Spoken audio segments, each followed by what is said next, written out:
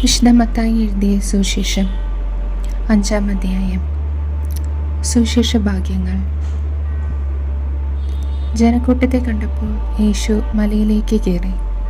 അവൻ ഇരുന്നപ്പോൾ ശിഷ്യന്മാർ അടുത്തെത്തി. അവൻ അവരെ പഠിപ്പിക്കാൻ തുടങ്ങി. ആത്മാവിൽ ദരിദ്രരായവർ ഭാഗ്യവാന്മാർ, സ്വർഗരാജ്യം അവരുടേതാണ്. വിലപിക്കുന്നവർ ഭാഗ്യവാന്മാർ, അവർ ആശ്വസിക്കപ്പെടും. ശാന്തശീലർ ഭാഗ്യവാന്മാർ, അവർ ഭൂമി അവകാശമാക്കും. നീതിക്ക് വേണ്ടി വിശക്കുകയും ദാഹിക്കുകയും ചെയ്യുന്നവർ ഭാഗ്യവാന്മാർ, അവർക്ക് സംതൃപ്തി ലഭിക്കും. കരുണയുള്ളവർ ഭാഗ്യവാന്മാർ, അവർക്ക് കരുണ ലഭിക്കും. ഹൃദയശുദ്ധിയുള്ളവർ ഭാഗ്യവാന്മാർ, അവർ ദൈവത്തെ കാണും. സമാധാനം സ്ഥാപിക്കുന്നവർ ഭാഗ്യവാന്മാർ, അവർ ദൈവപുത്രന്മാരെന്ന് വിളിക്കപ്പെടും. നീതിക്ക് വേണ്ടി പീഡനമേൽക്കുന്നവർ ഭാഗ്യവാന്മാർ, സ്വർഗരാജ്യം അവരുടേതാണ്. എന്നെ പ്രതി മനുഷ്യർ നിങ്ങളെ അവഹേളിക്കുകയും പീഡിപ്പിക്കുകയും എല്ലാവിധ തിന്മകളും നിങ്ങൾക്കെതിരെ വ്യാജമായി പറയുകയും ചെയ്യുമ്പോൾ നിങ്ങൾ ഭാഗ്യവാന്മാർ. നിങ്ങൾ ആനന്ദിച്ച് ആഹ്ലാദിക്കുവിൻ, സ്വർഗത്തിൽ നിങ്ങളുടെ പ്രതിഫലം വലുതായിരിക്കും. നിങ്ങൾക്ക് മുമ്പുണ്ടായിരുന്ന പ്രവാചകന്മാരെയും അവർ ഇപ്രകാരം പീഡിപ്പിച്ചിട്ടുണ്ട്. ഭൂമിയുടെ ഉപ്പും ലോകത്തിൻ്റെ പ്രകാശവും. നിങ്ങൾ ഭൂമിയുടെ ഉപ്പാണ്. ഉറ കെട്ടുപോയാൽ ഉപ്പിനെങ്ങനെ വീണ്ടും ഉറ കൂട്ടും? പുറത്തേക്ക് വലിച്ചെറിഞ്ഞ് മനുഷ്യരാൽ ചവിട്ടപ്പെടാനല്ലാതെ മറ്റൊന്നിനും അത് കൊള്ളുകയില്ല. നിങ്ങൾ ലോകത്തിൻ്റെ പ്രകാശമാണ്. മലമുകളിൽ പണിതുയർത്തിയ പട്ടണത്തെ മറച്ചു വയ്ക്കുക സാധ്യമല്ല. വിളക്ക് കൊളുത്തി ആരും പറയുടെ കീഴിൽ വയ്ക്കാറില്ല, പീഠത്തിന്മേലാണ് വയ്ക്കുക. അപ്പോൾ അത് ഭവനത്തിലുള്ള എല്ലാവർക്കും പ്രകാശം നൽകുന്നു. അപ്രകാരം മനുഷ്യർ നിങ്ങളുടെ സൽപ്രവൃത്തികൾ കണ്ട് സ്വർഗസ്ഥനായ നിങ്ങളുടെ പിതാവിനെ മഹത്വപ്പെടുത്തേണ്ടതിന് നിങ്ങളുടെ വെളിച്ചം അവരുടെ മുമ്പിൽ പ്രകാശിക്കട്ടെ. നിയമത്തിൻ്റെ പൂർത്തീകരണം. നിയമത്തെയോ പ്രവാചകന്മാരെയോ അസാധുവാക്കാനാണ് ഞാൻ വന്നതെന്ന് നിങ്ങൾ വിചാരിക്കരുത്. അസാധുവാക്കാനല്ല, പൂർത്തിയാക്കാനാണ് ഞാൻ വന്നത്. ആകാശവും ഭൂമിയും കടന്നു പോകുന്നതുവരെ സമസ്തവും നിറവേറുവോളം നിയമത്തിൽ നിന്ന് വള്ളിയോ പുള്ളിയോ മാറുകയില്ലെന്ന് സത്യമായി ഞാൻ നിങ്ങളോട് പറയുന്നു.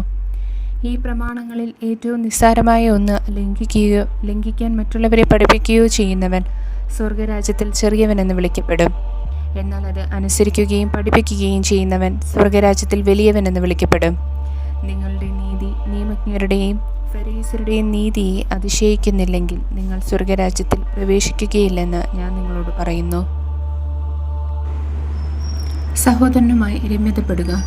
കൊല്ലരുത്, കൊല്ലുന്നവൻ ന്യായവിധിക്ക് അർഹനാകും എന്ന് പൂർവികരോട് പറയപ്പെട്ടതായി നിങ്ങൾ കേട്ടിട്ടുണ്ടല്ലോ.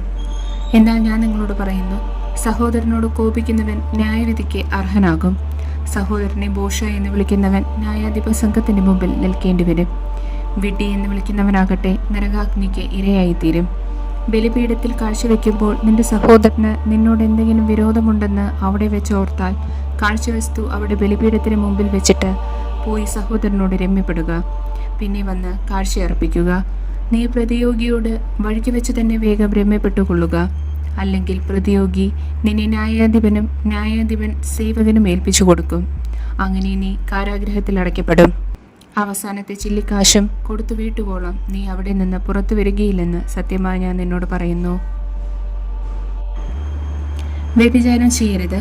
വ്യഭിചാരം ചെയ്യരുത് എന്ന് കൽപ്പിച്ചിട്ടുള്ളത് നിങ്ങൾ കേട്ടിട്ടുണ്ടല്ലോ. എന്നാൽ ഞാൻ നിങ്ങളോട് പറയുന്നു, ആസക്തിയോടെ സ്ത്രീയെ നോക്കുന്നവൻ ഹൃദയത്തിൽ അവളുമായി വ്യഭിചാരം ചെയ്തു കഴിഞ്ഞു. വലത് കണ്ണ് നിനക്ക് പാപഹേതുവെങ്കിൽ അത് ചുഴന്നെടുത്ത് എറിഞ്ഞു കളയുക. ശരീരമാകിയ നരകത്തിലേക്ക് എറിയപ്പെടുന്നതിനേക്കാൾ നല്ലത് അവയവങ്ങളിൽ ഒന്ന് നഷ്ടപ്പെടുകയാണ്. വലത് കരം നിനക്ക് പാപഹേതുവാകുന്നുവെങ്കിൽ അത് വെട്ടി ദൂരെ എറിയുക. ശരീരമാകിയ നരകത്തിൽ പതിക്കുന്നതിനേക്കാൾ നല്ലത് അവയവങ്ങളിലൊന്ന് നഷ്ടപ്പെടുന്നതാണ്. വിവാഹമോചനം.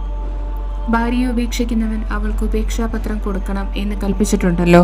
എന്നാൽ ഞാൻ നിങ്ങളോട് പറയുന്നു, പരസംഗം നിമിത്തമല്ലാതെ ഭാര്യയെ ഉപേക്ഷിക്കുന്നവൻ അവളെ വ്യഭിചാരിണിയാക്കുന്നു. ഉപേക്ഷിക്കപ്പെട്ടവളെ പരിഗ്രഹിക്കുന്നവനും വ്യഭിചാരം ചെയ്യുന്നു. ആണയിടരുത്. വ്യാജമായി ആണയിടരുത്.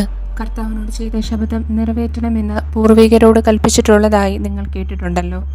എന്നാൽ ഞാൻ നിങ്ങളോട് പറയുന്നു, ആണയിടുകയേ അരുത്. സ്വർഗത്തെ കൊണ്ട് ആണയിടരുത്, അത് ദൈവത്തിൻ്റെ സിംഹാസനമാണ്. ഭൂമിയെ കൊണ്ട് അരുത്, അത് ദൈവത്തിൻ്റെ പാദപീഠമാണ്. ജെറുസലേമിനെ കൊണ്ടും അരുത്, അത് മഹാരാജാവിൻ്റെ നഗരമാണ്. നിന്റെ ശിരസിനെ കൊണ്ടും ആണിയിടരുത്, അതിലെ ഒരു മുടിയിഴ വെളുപ്പിക്കാനോ കറുപ്പിക്കാനോ നിനക്ക് സാധിക്കുകയില്ല.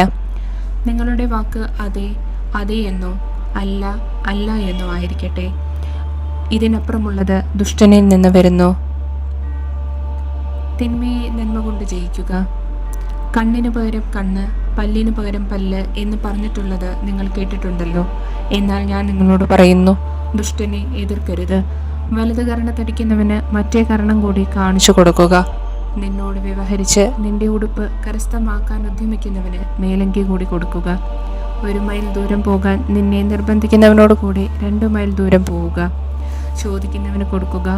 വായ്പ വാങ്ങാൻ ഇച്ഛിക്കുന്നവനിൽ നിന്ന് ഒഴിഞ്ഞു മാറരുത്. ശത്രുക്കളെ സ്നേഹിക്കുക, അയൽക്കാരനെ സ്നേഹിക്കുക, ശത്രുവിനെ ദേഷിക്കുക എന്ന് പറഞ്ഞിട്ടുള്ളത് നിങ്ങൾ കേട്ടിട്ടുണ്ടല്ലോ. എന്നാൽ ഞാൻ നിങ്ങളോട് പറയുന്നു, ശത്രുക്കളെ സ്നേഹിക്കുവിൻ, നിങ്ങളെ പീഡിപ്പിക്കുന്നവർക്ക് വേണ്ടി പ്രാർത്ഥിക്കുവിൻ. അങ്ങനെ നിങ്ങൾ നിങ്ങളുടെ സ്വർഗസ്ഥനായ പിതാവിൻ്റെ മക്കളായിത്തീരും. അവിടുന്ന് ശിഷ്ടരുടെയും ദുഷ്ടരുടെയും മേൽ സൂര്യനെ ഉദിപ്പിക്കുകയും നീതിമാന്മാരുടെയും നീതിരഹിതരുടെയും മേൽ മഴ പെയ്യിപ്പിക്കുകയും ചെയ്യുന്നു. നിങ്ങളെ സ്നേഹിക്കുന്നവരെ നിങ്ങൾ സ്നേഹിച്ചാൽ നിങ്ങൾക്ക് എന്ത് പ്രതിഫലമാണ് ലഭിക്കുക? ചുങ്കക്കാർ പോലും അതുതന്നെ ചെയ്യുന്നില്ലേ? സഹോദരങ്ങളെ മാത്രമേ നിങ്ങൾ അഭിവാദനം ചെയ്യുന്നുള്ളൂവെങ്കിൽ വിശേഷവിധമായി എന്താണ് നിങ്ങൾ ചെയ്യുന്നത്? വിജാതീയരും അതുതന്നെ ചെയ്യുന്നില്ലേ? അതുകൊണ്ട് നിങ്ങളുടെ സ്വർഗസ്ഥനായ പിതാവ് പരിപൂർണനായിരിക്കുന്നത് പോലെ നിങ്ങളും പരിപൂർണരായിരിക്കുവിൻ.